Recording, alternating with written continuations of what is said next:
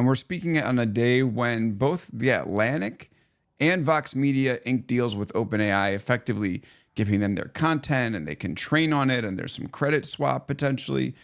And this feels a lot like the BuzzFeed days when we inked deals with Facebook and Twitter and thought that the news partnering with tech was going to usher in this new era of productivity and financial stability for journalism, and that didn't exactly work. Do you think that there's a chance this time will be different, or is it the same problem just being repeated with the new technology? I think everything is, it's always different. I gotta say, whenever you're getting paid in credits, that should make you a little nervous. And that I It's don't not a good know if deal. they're counting that in the numbers that they're releasing. Because what's attractive about these deals to the companies is that they're 100% margin revenue. They're just these are all companies that either are losing money or kind of like really working to break even, and this is free money. But I do think that there's a real danger that comes with that.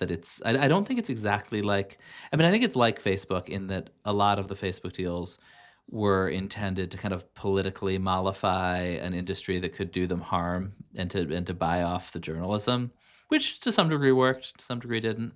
And what this is trying to forestall lawsuits, but I think the risk, and this is something our mutual friend Jessica Lesson wrote about the other day, is that if you're sort of entering into an arrangement whose basic kind of like business value exchange is that we pay you and you don't sue us, you aren't going to build a real sustainable business together. Like it's a different, and it's too soon in the history of AI to even know what that news business would be. And so in a way, it's sort of foreclosing the idea that there's some valuable business to build, and instead there's just kind of like some quick extortion. Right, and this is Jessica speaking, writing in The Atlantic. I have it written down here. That media companies would rush to do these deals after being so burned by their tech deals of the past is extraordinarily distressing. It's hard to see how any AI product built by a tech company would create meaningful new distribution and revenue for news. These companies are using AI to disrupt internet search, to help users find a single answer faster than browsing a few links. So why would anybody want to read a bunch of news articles when an AI could give them the answer? Maybe with a tiny footnote crediting the publisher that no user will ever click on. Joe, you're coming in from the tech perspective. So why would a news publisher want to sign this deal with OpenAI? Well, I mean, Or are the they all answer making a is, mistake? Are you on Team Jessica on this one? well, I'm somewhere in between, and I do think this is Lucy with the football, with Charlie Brown. That meme is going to live forever on this, which is platforms saying they're going to pay news publishers and they're going to help fund the content.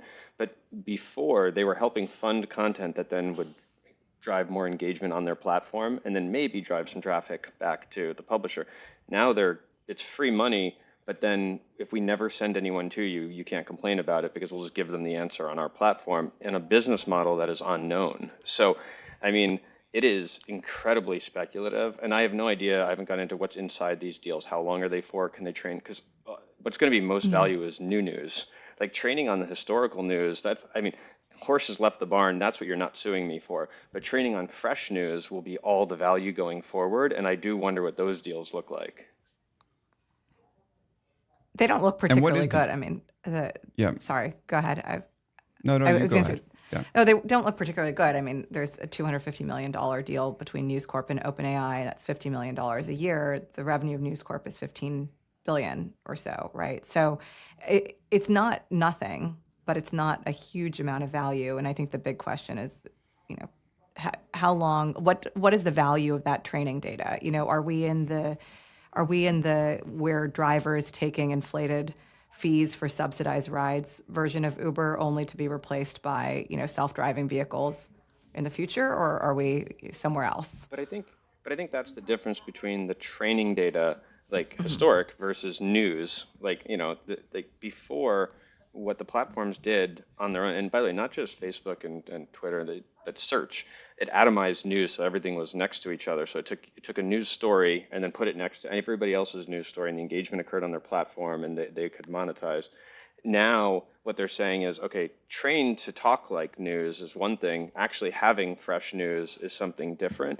And like, I mean, part of Mhm. part of my thinking when I heard that was, why doesn't why don't these platforms just buy the news organizations at this point? Like, gathering fresh data from the real world is what they're going to need.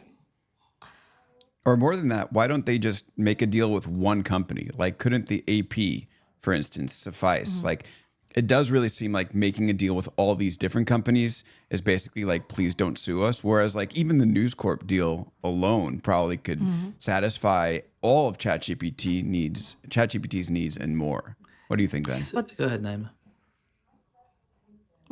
It would make the system be vulnerable to what has been the greatest critique of kind of media in the last, as long as I've been operating. It's just like bias, right? Having a single source. So there's a value in having multiple sources. It's also a value in kind of understanding how things are done across different media outlets and different formats. I don't know. Ben, what do you think? I do think, kind of what Joe is getting at is that I think that we had come in sort of with these metaphors out of social media, which among other, or these analogies, which among others, that there can be one or two big winners and that they're really special, and then that news is a commodity and we're interchangeable. But I'm not sure that's how this landscape shapes out. Like, it looks increasingly like these models are kind of interchangeable, and there are going to be a number that are good enough.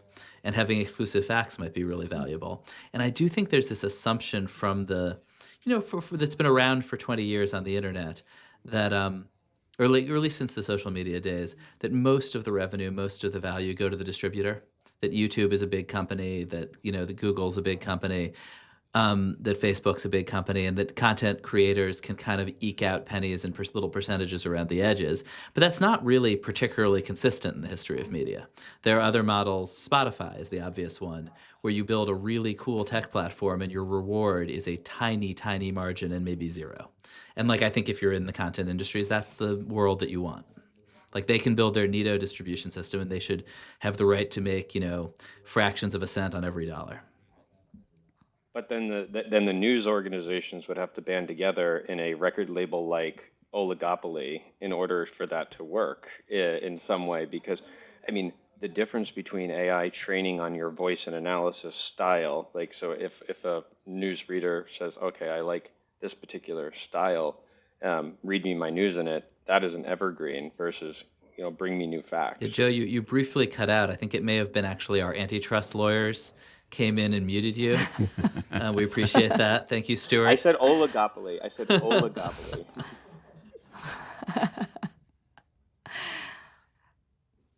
Wait, Joe, do you want to just repeat that? No, I guess what I'm saying is that once they've trained on the historic data, tone of news, and analysis, that's how the models train. If you're going to have the value accrue, you need some sort of consortium amongst news to do that. Like, Spotify is the model that would be better for the news world, but it doesn't even have to be an oligopoly. It would just have to be a consortium of agreement at the news layer, and that was what people talked about when search was coming around. And that Rupert was saying, hey, we shouldn't be letting Google crawl this for free, and then Google won, obviously, by bifurcating everything. And remember the arguments back then. The arguments were, well, hey, why does good content have to come from premium publishers? Isn't this person just as good? And we know that it's not just as good. So the question of, will that happen this time, or will they just pick off enough and then say, oh, well, the open web will provide the rest? Yeah. But the other part of what Ben's, sorry, go ahead. Can't publishers not even do that? Aren't they legally not allowed to band together? No, absolutely. To negotiate? No, consortiums are allowed in tons of industries. And there was one that was tried actually at Semaphor's launch event. Barry Diller spoke about this idea, and then publishers got together and spoke and tried to band together to some extent. They've fallen away, right? And Barry Diller's organization was one of the first to ink a deal, and now it's like the New York Times and some of these other organizations that are still involved, embroiled in lawsuits. Now, the Times has kind of made an argument for billions of dollars of statutory damages for copyright, which makes the $250 million deal with News Corp look tiny, right? Well, when Sam's going to raise $7 trillion, what's a couple billion? But the other point, what Ben's getting at, is if the distribution world is going to be is going to be more competitive than we believe it to be, and than it was in the kind of social media era, then, in fact, as long as these news companies aren't signing themselves into exclusivity, it makes sense why OpenAI would get into this business, want to pay a premium to get in fast, train faster, be first, and have a relationship. But these news companies can then go ink the same deal with Grok if Elon were interested, or others, as the case were. Yeah, Elon's not going to do any of those deals. That's Just for with sure. you. He's just going to train He'll solely train on off your of podcast, X. Alex. And only That's on the right, recordings yes. of his own Make voice sure that in your happens. podcast. But I did think that point was interesting. Alex recently had a story with where you had used Grok AI, I guess, reached out to Elon and he'd gotten back to you. What I thought was so interesting about that was the citations seem to be, there is value in the discovery, and there's also value, I think, in the citations in a world in which trust has been really diminished and critiqued. And especially with this crowd, right? The early adopter crowd for kind of AI search and this crowd, which has been resistant to media in a big way. So the citations have a very, are almost advertising for the core news product. That's the Well, so but I think listen, I did reach out to Elon about the citation thing. He said they're going to add citations to Grok. But this is very interesting, the way that they're training their Grok news summaries on Twitter, and I guess elsewhere when they start to develop Grok more broadly, is that they're not even going to look at the stories. They're just going to look at the social media chatter and build their summaries from that. So they're removed from the actual legal liability of training on news stories because they're just simply talking about what people are talking about on social media. And to get a citation, presumably in Elon, I don't know this, but I'm assuming he would need to post on X to get a citation in Grok. Is that correct? Or I is that mean, how he's even looking if at it? you're not posting on X, like somebody else is going to write about your story, it's out of your Right. hands. That's a citation. And so yeah. it is interesting. And one of the things that I think we should all think about is like, does the economic system break down? Let's say does become the way that people interact with news. It sort of becomes like, all right, you go to ChatGPT, what's happening today? It tells you all the things. Does it then remove the incentive for publishers to actually, go out and report the news, which is expensive because you're ultimately like being disintermediated here. You're being presented as a summary. There's a citation. Let's be honest, nobody clicks that. Like, is this what the AI tech is going to do to the news industry? Is just continue to remove the value from actually people going to the sites and ultimately disincentivize the creation, making the AI products worse? you guys have all seen the Google generated results where there's a certain amount of rocks you can eat and there's a certain I've amount eaten of like so many of non-toxic them. blue. I know. Well, this is the Simpsons Guide to Diet. But joking aside, actually this is my hope is that then trust matters again. And I don't want to go to the generalized ChatGPT or Gemini for news, but I will go to the Semaphore AI news app, right? And because there's some object permanence to the brand that I'm trusting, and if that brand lets me down, then I'll move on to another brand. Whereas if Google lets me down, I can't move on to another search, or if Amazon lets me down, I'm not moving on to another e-commerce platform. So the things that matter to us, actually, brand could matter again, and that I do think is the great hope for AI and this, and that is where Ben's point would come in, where the value could accrue to the people who maintain trust at the consumer interface level, the consumer of news interface.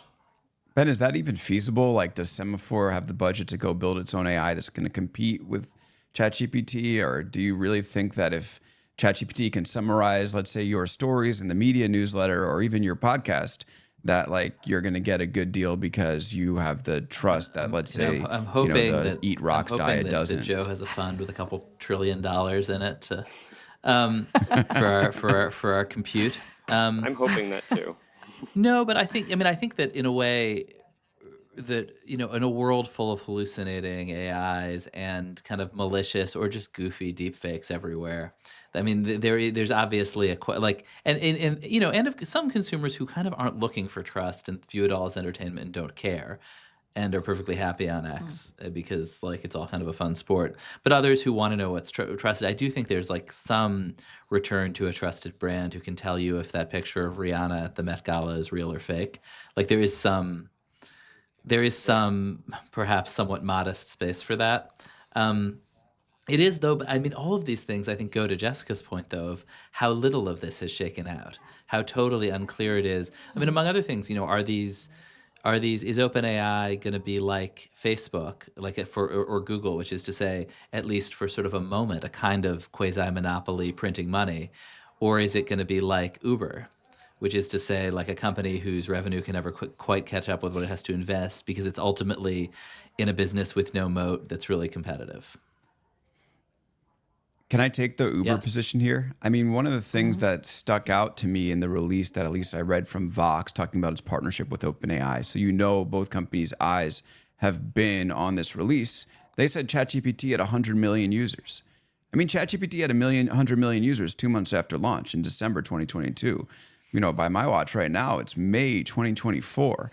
And I think in these conversations, there's often a presumption that this is just the way things are going to happen, right? That people are going to want to read news through ChatGPT and that AI overviews from Google mean the end of the web. But the consumer behavior just hasn't caught up to this vision yet. Even Bing, which has been serving AI answers in search for how long? Like more than a year, has 3.6% of the search overall share in the world. So this was actually so much better than actually listening to shows like this one or Mixed Signals or reading stories like, the ones on Semaphore or on Big Technology. Like maybe Lots we would of ads already. there. Yeah. I mean, we got to shout out where we're up against a pretty strong force, right? This is human level intelligence we're talking about or close to I mean, it. that sentence, Yeah. just that sentence, even Bing, and then being like not big Right. enough. It was a But sentence I we, would not think I would have heard in right. 2024. But we're past the Bing sucks because Bing is good now. Like it's actually good. Do you think Google is And making a it has mistake GPT by 4.0. sort of racing into this world that the press and the sort of AI visionaries have decided is the future, this sort of post-link chatbot for front world? I mean, I think that Google claims that they're following consumer behavior. I mean, I don't know. Do you think Google even has free choice in the matter? Because if they weren't doing this, what would the market be saying about them? Like ever since they started to say, "Hey, Yeah. we're all about AI," they've hit all-time highs in the market. Whereas beforehand, they were getting pummeled. Yeah, irrespective of the quality of their product, the stock price is going up. Yeah, and I mean, I guess your point, Alex, was kind of like they have no choice because everyone else is going to do it, and maybe more people would be searching on Bing if Google doesn't have that. But I do think that the question of like our news has been being served to us by AI for a long time. The TikTok algorithm, the Right. search news feed, the Facebook news feed, like AI has been picking our news stories for a while, and kind of famously, that's going to come to a head in the courts pretty soon. But now it's just that AI is synthesizing news, and I think when consumers don't have to pick through and they actually have to make a selection of what brands AI news do they want is an opportunity to seize on. Like I don't want to ask ChatGPT what men's fall fashion are, but I would ask GQ's AI what men's fall fashion are because I know Right. that Or they'll you have might ask inputs from ChatGPT editors what and GQ experts. suggests, right? If that's the interface. Yeah, that's Right. interesting. You'd ask the Fine, but question then better. but I Yeah. mean, I only wear black t-shirts, so it's going to be really hard for me to figure out like which ones to get next season. But I will say that and my hairstyle is not going to really need much. But I will say that the idea of if you're going to use a brand name in your search, that will be an ongoing revenue stream, not a training Hmm. on past history That's stream. really interesting. Huh. Yeah, the currency matters more, like the recency of the information. But then also like how can you imagine a world in which AI would be doing reporting? That's a good question for Ben. I mean, I think there are certain kinds Ben, of what would you fact think? gathering. There are times when I used to, there are times when you are trying to pretend that you are sending customized emails and you're in fact copying and pasting them into 400 windows and hoping somebody writes back to you. I do think there are labor saving hacks, and actually my colleague Gina Chua, who's done a lot of pretty ambitious playing around with this. Basically, there's no national database of hate crimes. Um, and what each jurisdiction They're all says is owned a by hate crime is advocacy kind of groups. different, Yeah. and the articles describe them in complicated ways. And she basically had ChatGPT or OpenAI go through a huge corpus of news articles and say how many hate crimes were there in this period, and it did a pretty good job. Like this stuff that is not exactly black and white, but doesn't require that much analysis and involves reading huge amounts. I mean, I would not then trust that and say that's something I can publish. But I think there are kinds of synthesis and of kind of reporting on just large amounts of information that it could be useful for. I think the thing of getting somebody to tell you something that they weren't supposed to tell you is probably like that's probably still that's defensible. One of the biggest trends we've seen in journalism, to date in the last 10, 15 years has been the establishment of individual brands. The fact that I trust something because it's by Ben Smith, I trust something because it's by Alex, whatever it is, right? So that to me is where AI synthesizing the news, kind of depersonalizing it has a kind of, and you know, consumers are frustrated by the reductiveness, the lack of nuance. So I actually feel that the idea that this is going to be like the bringing back brand, I don't know. It's almost like you would ask very specific questions. Right. What is There's sort of two trends. What does Maggie Haberman say about X? Because I trust that, or I don't, or whatever it is, right? Yeah, there are two those are the trends trends sort in of happening at the same opposition. time, right? And one is the creation of these anonymous giant synthetic models, and the other is this huge flight toward individual brands, and they're obviously kind of going in different directions. Although maybe the place they land is that you have one superstar blogger, Alex Kantrowitz, who can use AI tools to produce his television show without much, at pretty low cost and not employ anybody, and yet seem like he's running a giant media company, which is just him. And just keep all the cash. That and is the what we do here. the institutions are the ones that are inking the deals, right? And they are the ones up against both of these trends. Right, and the Wall Street Journal is the journalists thing are that's not getting squeezed up. there. Right. For, Yes, So exactly. let me ask this question because we talked. Yeah, go ahead, Joe. But for now, like, why isn't there talent agents or IP deals for individuals? Because I'm guessing Casey Newton, a platformer, what people like. Okay, I like your voice, I like the way you cover these things. I want it in that voice. I think I do think that there's a place where the individual brand comes in an IP. It's just the same way talent comes in every other industry. That's interesting. Yeah, but a lot of those single-use apps failed in the YouTube era, right? Because in the YouTube era, there was companies like Download, and every YouTube influencer under the sun, from Kim Kardashian to Alden Rose, was going to have their own app, and very few of those succeeded. But that is because Centralization. that is because those platforms, look, this is why I started the platforms like Lucy with the football with news. I mean, it never is a better business model to pay for content than not pay for content, right? So it's what I'd call the mullet strategy: business in the front, party in the back. So I'll pay for this, but really I make all my margin off zero cost content on the back end. Well, there Right. is no zero cost content on the back end if the consumer is choosing what voice they want to listen to. So every time you went to YouTube, I might come in for a New York Times article, but I end up on 14 UGC ones where YouTube keeps 100%. That doesn't happen in AI. And I can't tell you I know what the business implications are because there is no business model on the other side yet, but that's at least an Yeah, it's opportunity. different. I think assuming these social media metaphors is really, it's risky. Does this go back to sort of like I'm thinking often about this Scarlett Johansson thing where she had this feud with OpenAI. They wanted her voice. She said no. They used her voice anyway, but kind of slightly different, but from a different actress who was like, be Scarlett Johansson. The actress was like, sure. And here, and then Sam Altman tweets her, and Scarlett Johansson's like, yeah. Right. Yes. But this is the thing. We talk about we have these discussions can the media survive AI, this AI era? Can news survive this AI era? Is AI gonna, do creators have even a semblance of power against what's coming here? And it just seems to me like, I'm curious what you think, Joe. Doesn't the user always win here? Like the user will get what the user wants. If the user wants Scarlett Johansson's voice, the technology just will progress without very much of the guardrails or even consideration about what happens. It might take a couple leaps to get there. Like OpenAI would win a lawsuit against Scarlett Johansson without a doubt, right? They paused it because they didn't want the PR headache. So is there actually any slowing this stuff? And I think about it also when it comes to this alignment stuff and super alignment stuff. It's nice to have a super alignment team within OpenAI or Anthropic, but are they actually going to do anything to slow the progress? That attitude is only very recent. Before Section 230, there was libel laws and infringement, and there was all sorts of issues with doing something like just taking Scarlett Johansson's voice, and so this is an attitude that is just of recency, for the platforms, because the platforms throw their hands up and say, well, we're just a platform, we can't help it if those other people are frauding Scarlett Johansson's voice. AI is generating the response. So it's no longer, they're like the safe harbor was for hosting content that wasn't yours, you didn't have rights to. Once you're generating it, I don't think that that's the same thing. And the reason why you say they would blow through is because we haven't had any, like, there's been no courts and legislation that has done anything about that for the past, I don't know, decade, 20 years Hmm. maybe.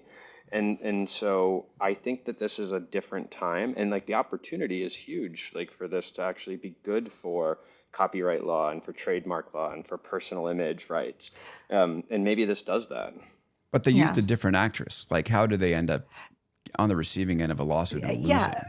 losing? What they claim is that they use a different or what they have said is that they use a different actress even predating. So imagine they created some kind of beta or trial version and then just went to market with something like that presumably was attracted to them because it sounded like Scarlett Johansson. Now legally, Yeah, Scarlett I'm Johansson not could on still team sue. copyright theft, by the Yeah. way. I'm just It like sounds looking like at you the are, facts and Alex. no, I'm just asking. No, I'm you just just asking stated. questions here, people. I know you are. But Scarlett Johansson still can sue under the publicity, right? Under whatever it is, copyright publicity. Well, There her tweet was pretty ill-advised.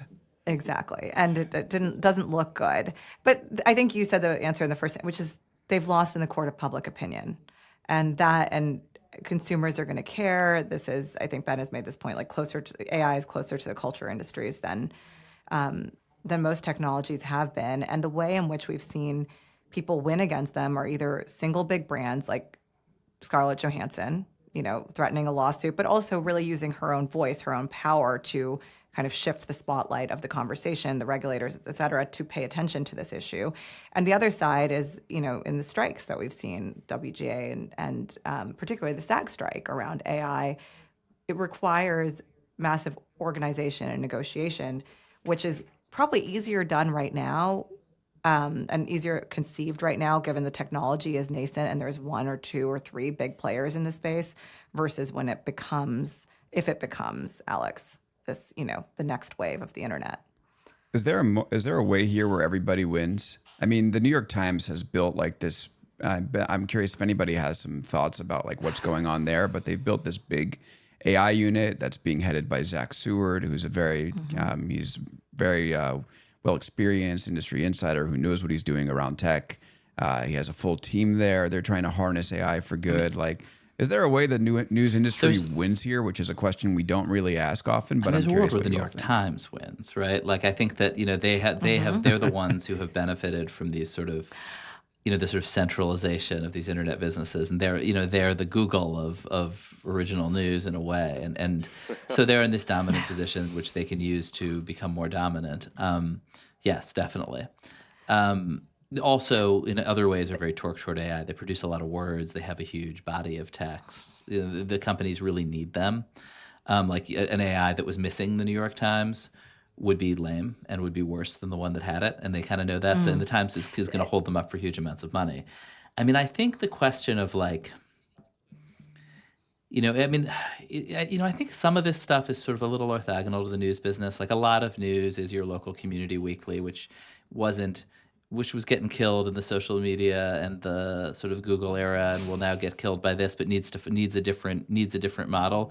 I mean, like AI is sort of closing the door on some of these ideas about just like building massively, rapidly scaled news businesses that we came up with 10 years ago, and and that we all kind of worked inside. Yeah. And that already, and that the kind of divorce with social media and the shifts in search had already kind of put to an end.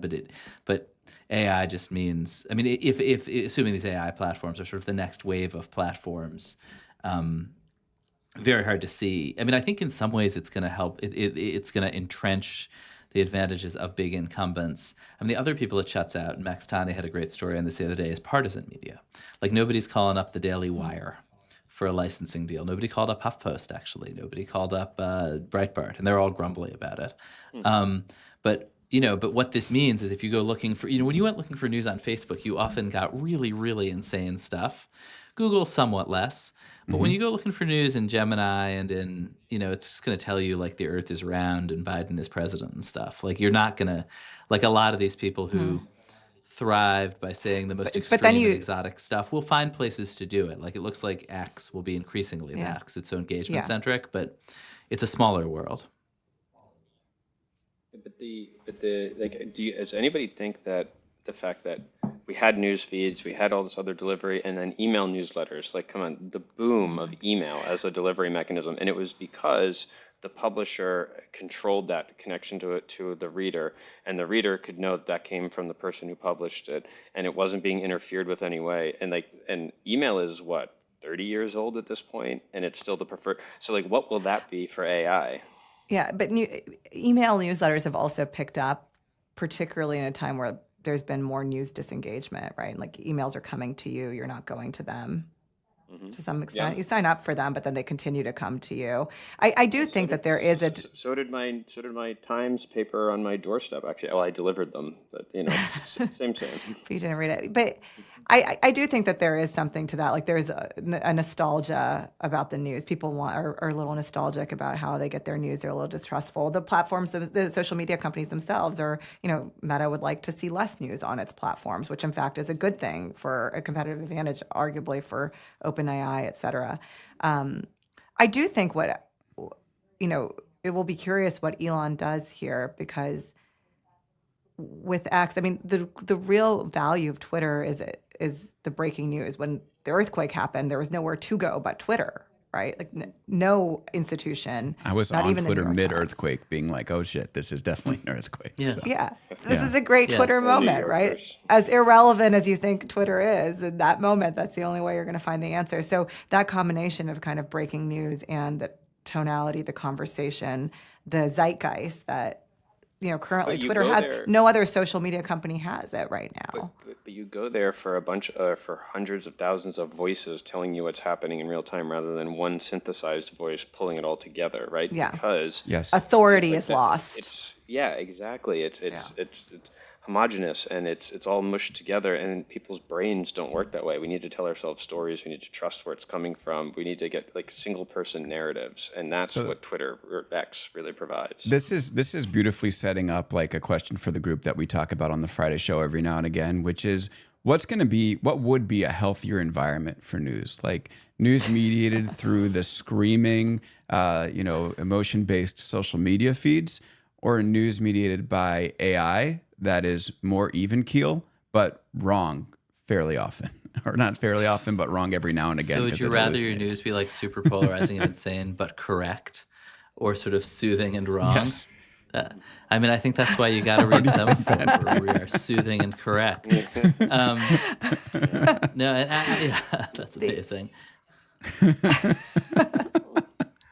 Well, I do think that, but honestly, Which world the do you thing is wanna we don't be get to decide. part The thing of? with all this stuff is like we don't get to decide. Yeah. Right. Like I think consumers are market will play obviously out. really, really sick of hyperpolarizing, screamy, manipulative news, and you see it in the cable ratings, and you see it in Facebook getting out of the news business, and you see it in Twitter's sort of decline and marginalization, and like. Not that there won't always be a market for that, right? Like there always has been, always will be. And maybe the pendulum will swing really hard back that way at some point, and there'll be another sort of populist wave. But right now, people are obviously retreating from that and looking for something different. And, that's sort of the business that we're in right now, is trying to give a kind of more nuanced view with the kind of space for disagreement. I think a lot of podcasting right now, like the reason it's popular also is because there's this kind of like non-hysterical, leaned back, open conversation. And again, that's not going to be universal, but I do think it's just sort of obviously where people are now. I think I agree with Ben on that. And I also think there's wrong answers with skepticism, because you have to bring in the consumer, is better than, than a diversity of opinion without any skepticism about your aunt or your boyfriend's opinion, So I think that the fact that people are going to look at this technology with some skepticism, even when it's serving a single answer, and then ideally go double click. And again, that's where the value of these citations comes to be, and where some of these news organizations might find value in discovery and citations. That could be a more productive world. But again, I think the most soothing is for them to go to Semaphore with its very soothing kind of Manila background. Can I give a third option to that, Alex, which is one that I really want Yes. to see, which is just people know they've seen the same thing, whether it's right or wrong, right, or polarized or not polarized. I can't talk to somebody else if I don't know if we've all seen the same thing. And I do think that the misassumption right now is that oh, I'll want personalized news, but then how do I talk to Alex about what happened today? And how, how do I talk to Naeema? Like, so what I would take is like the reason why we talk about, Taylor Swift and Travis Kelce and or the weather is because it's the only thing that's guaranteed that we've all experienced, right, on any given day. And so the idea for news being like, everyone jokes about the Walter Cronkite days. Yes, there were problems with those news days. Like there were tons of like top down, there's issue, but everyone saw the same thing, and it was like, okay, at least we can discuss that. So is there an offer in the making for that? At least I know we've seen the same Yeah, thing. that's the I don't value of the know. front page is one of the pieces of information it gives you is what Yeah. everybody else saw. And yeah, and Yes. then I do Right. think you're Right. personally, yeah, because in a way, I mean, another word for AI in a way is in this space is personalization, and it will be interesting to see how much of that people actually want.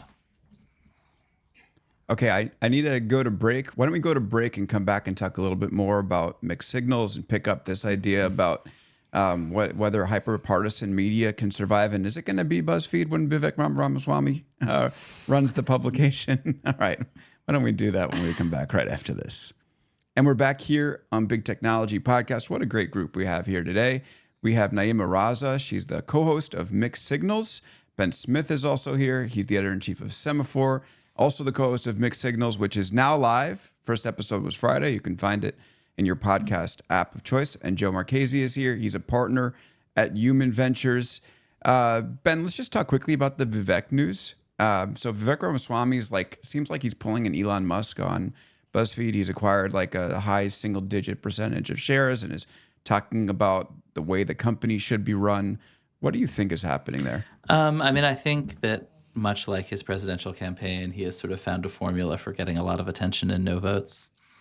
Ultimately, this is a controlled company that he doesn't, there's no sort of formal way for him to exercise the power of those shares because Jonah Peretti, the CEO, still controls most of the voting shares. And at the same time, his ideas aren't like that letter, honestly, perhaps was written by ChatGPT. So can you describe it a little bit? It just wasn't. It has that kind of that sort of like it reads pretty well the first time you read it, and then you read harder, and you're like, wait, this is a pretty cursory reading. Like his core solution to media is to pivot to video, which is obviously something nobody has tried or thought of before.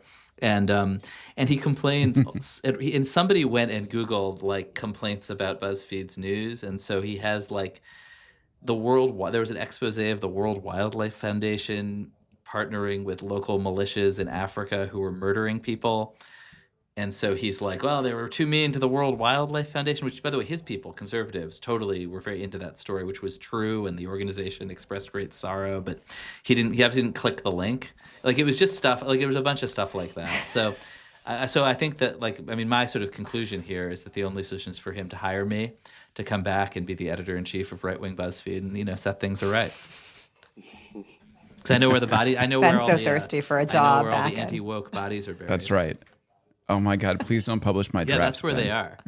They're in your drafts. All those places where you would be. All those things where I've been you would saving like, up. Be like, I want Yeah. to take down Elon Musk. He's so terrible because he's so anti-woke. And then I would go in and, make sure everything was fair.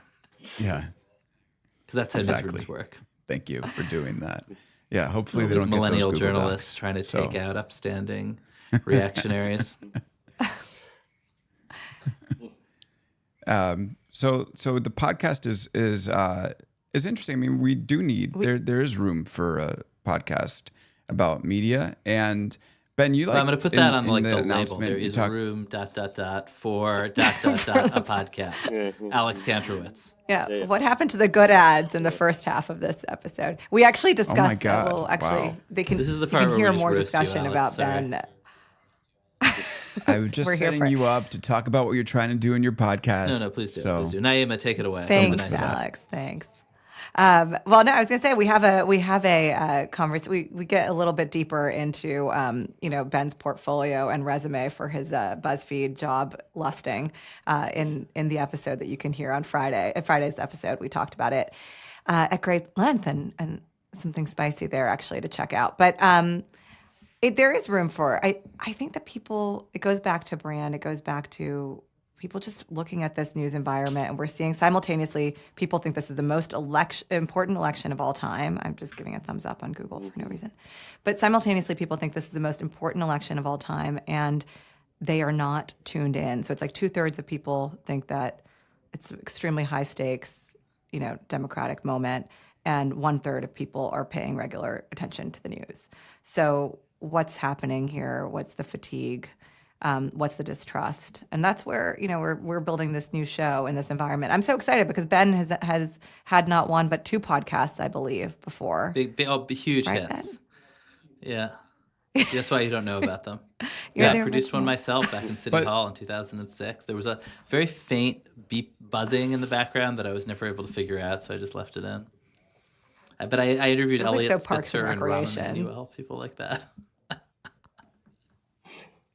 Ben, I Back, did come up to you once in the BuzzFeed newsroom and say I have an idea for a video podcast, and you're like, everybody wants a podcast these days, and now we both have. I know, so. and I gave people a hard And time video about podcasts, you were and ahead. I'm sure everyone I've ever told I wasn't that into podcasts or is gonna, come out of the woodwork and mock me now. But I should say that now all I do is listen to podcasts. So Third time's Yep. a charm, Ben, on Mixed Signals. So before I was setting up just this idea that that Ben, you said that the media is a huge story. It's really a story of politics, technology, and culture. And then we have less media reporting now than we did previously, and it should be a growing beat. I wonder why you think that is. It seems to me like a lot of media reporting sort of became like critiques of whether some publications were going to call things lies and which ones would not. And that's sort of what it sort of became almost, I don't want to say partisan, but it became small. I think we're at And a so how can it moment be of big again? peak media chatter and criticism, but with very very little reporting, and we're easy to report on. Reporters just leak so much, you wouldn't believe it. They're the easiest people to cover. They know the rules. They know how to play the game, and there is this really huge gap between this broad sense in all sorts of directions that the media is some kind of conspiracy with wheels within wheels, and the reasons you see things you see are because of some thing, involving the Jews. And then the fact that you can then go and find out why things happen in media, and it's not that hard, and you can ask people. And it often is some kind of bumbling conspiracy, usually a conspiracy to make money, and a not very effective conspiracy to make money. But things are happening for reasons which you can find out. And they're often not as, on the nose as the reasons people imagine, but they're often really interesting. And I think there was this story we did last week about Alito flying the flag upside down, which the Washington Post figured out and then didn't cover. And there was just enormous speculation, rightly, about what the hell were they doing. But it was not. And then, we were the first ones just to call up the guy who made the decision and say, why'd you do that? And the answer was well, the Supreme Court reporter, who's sort of an institutionalist, and wasn't that comfortable with the story. And, it was sort of very specific things, not a broad conspiracy. Although you can then say, well, that reflects the kind of, change social moment. But in any case, it's a good story, the media. Recommend covering it. Yeah.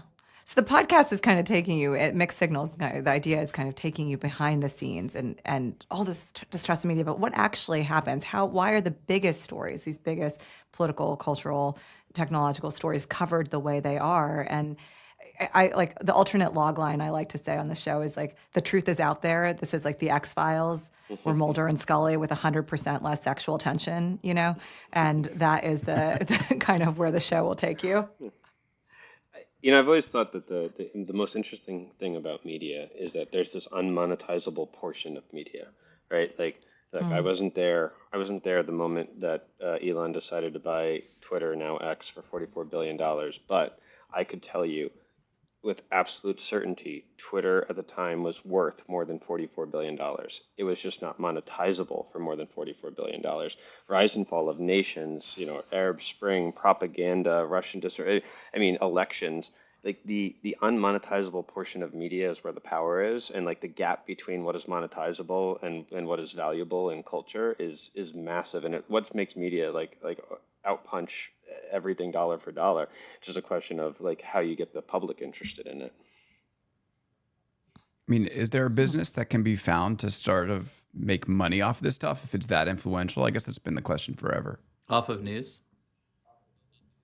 off of the non-monetizable news that Joe is talking about. I guess there's like this brand safety push, but I think aren't you guys doing it in some way with events, Yeah, like I mean, I bringing think, people in? you know, it's, I to, mean, I think, right, I mean, again, it keeps changing, I think. And there is like sort of and right now, I think the people who are most successful, there's a lot of niche media that's very successful. Like, you know, I think there's better coverage. Like, there's a company called Industry Dive, in fact, really interesting company that provides yeah. really good coverage of a bunch of basically unglamorous industries that have never been covered that well in history. Like if you want to know what's happening in the waste management industry, which like lots of people do, like that, they do a great job. And I think, you know, there's analogies to that. Like in Semaphore certainly is trying to cover a series of kind of verticals in a very deep way that appeal to the people who sit on top of them and who are your sources and your readers and also, you know, the people who are making decisions. And if you can reach them, there's an ad market that's not consumer essentially advertising, but you can still do news at a very high level that appeals to a lot of people because the sort of nature of news is that if you are breaking news that's interesting to the president of the United States, like a lot of other people want to know too. And so I think there's a generation of companies of which, you know, Axios, Politico is probably the first that have in different ways found that model, and I think there are elements of that in what we're doing. I think the question of like real general mass consumer news, like in a way what CNN is trying to do, very tricky right now. Yeah. And it's so fragmented. And I think on the demand side, people don't necessarily want all their news from journalists. They want to get their Right. news from, you know, Shannon McMahon or Heather Cox Richardson, right? And newsmakers would rather give their interviews often to these individuals as well, which is a real challenge, I think, for kind of mainstream journalism. So let I me think you ask said- one. Oh, go ahead, Joe. I think it's the magic word been advertising, and the problem is like you're right. B2B advertising is very different. Like you know, if the president reads your newsletter or executives read it, like I know Alex has this with big technology. How do you monetize the fact that like there's 10 important people listening? Are you willing to pay a $500,000 CPM because the market has become liquid on this and Facebook, Google, Amazon, like everyone has convinced the world if you can't measure it, don't buy it, right? So like all this immeasurable stuff is just out there and ether. Now, I tend to think that means there's massive inefficiencies in the market, and we should be trying to find those and buying them.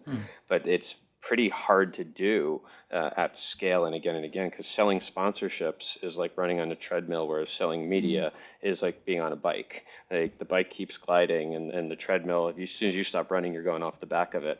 And I've spent a lot of time in the advertising side of the world, and I think it might be the largest market inefficiency we have right now in the world.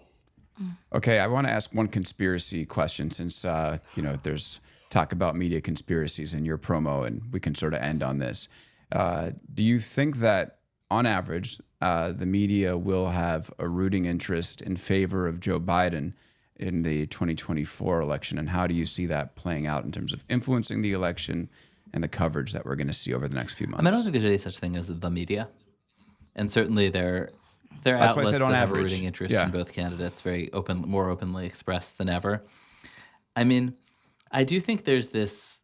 I mean, I think, and often when people say the media, they literally just mean the New York Times, which is how I take you to have meant that, basically, and like maybe sort of smaller subsidiary No, outlets I like said the Washington Post and the media on average. So add up all the news coverage, Right. take the average. That's kind of like my Yeah, perspective. I think the on this. average has stopped being relevant because consumption is so split. Like the average is a thing no one consumes, Okay. sort of sitting halfway between Fox News and MSNBC. I mean, in fact, that was where CNN was trying to live. I mean, I do think that the kind of establishment media is like wrestling with the fact that it had this sort of years of arguments about whether if you really said that Donald Trump was a bad guy, that was the moral and ethical thing to do, and kind of eventually came around to the point like, yes, we should say that Donald Trump is a bad guy in all our stories, and then found that nobody cared at all when they did that. And even the people who I think are sort of their reader base often found it kind of annoying. And so they're now, and I think this is sort of a challenging timing for Joe Biden, that places like CNN and the New York Times are sort of in the middle of these internal culture wars that are about pulling away from a sort of more partisan stance and away from sort of more left-wing cultural politics. And that's happening just like simultaneous with the presidential campaign, just slightly by coincidence. And I do think that if you're in the White House, it's like, like maybe you could have like postponed your purge of the partisans for like 4 more months.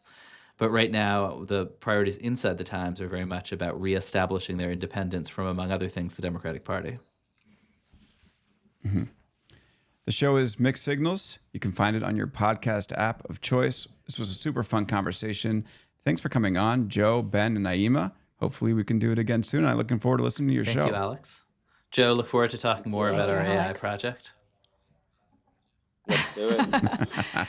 You think Joe's just Mr. Deep Pockets now? Alex, do you have any tips on working with Ben? Oh, yeah. I mean, Ben's the man, and he's got a great intuition. So wherever his intuition's Alex taking had the you, worst just run hiring with it. process in like the history. It was so terrible. Have we talked about this my enough, God. or should I bring it up again? We have. Because I but met no, Alex, we can talk and he was about like, it again. I Go really ahead. wanted to hire him. He was Yeah. on my list of really good reporters. But also I had like scrambled his name with somebody else's, and he was like in the hiring process. And I called him out of the blue and was like, hey, do you speak Russian? Because I like needed a Russian speaker at that moment. And he was like, what? Right around the No. Boston bombing And time. I just hung Yeah. up on him. Which was not. And then didn't then I call didn't back get for the like job. years. It was terrible. Chaotic, Ben. I mean, yeah, I think about a year and a half later, BuzzFeed Yes. ended up hiring me. Yeah, and you Ben spoke brought Russian. everybody By then, his around. Russian was I fluent. was like, oh, maybe I should have. You learned I Russian know. in the meantime. Yeah. Spasiba. But Brent brought everybody around in the newsroom on like, it wasn't even my first day. It was like, come and see everybody. And he's like, hey, listen to this story about Alex speaking Russian. But I will say like, it took 3 times to try to get in, but man, five amazing years with him, BuzzFeed, and really taught me how to be a reporter. So Ben, Maybe thank you Vivek for hiring me is going to that bring third both of time. you back, guys. Maybe you're going to have a reunion. I am so gotta ready to talk. publish Yeah. those drafts. All right. Yes. He needs some right-wing influencers. everybody. New Bye, York, guys. I think he ordered. Exactly. All right, Okay, everybody. everybody. Thanks, Thanks. guys. See you. Bye. Thanks so everyone. much. We'll see you next time on Big Technology Podcast.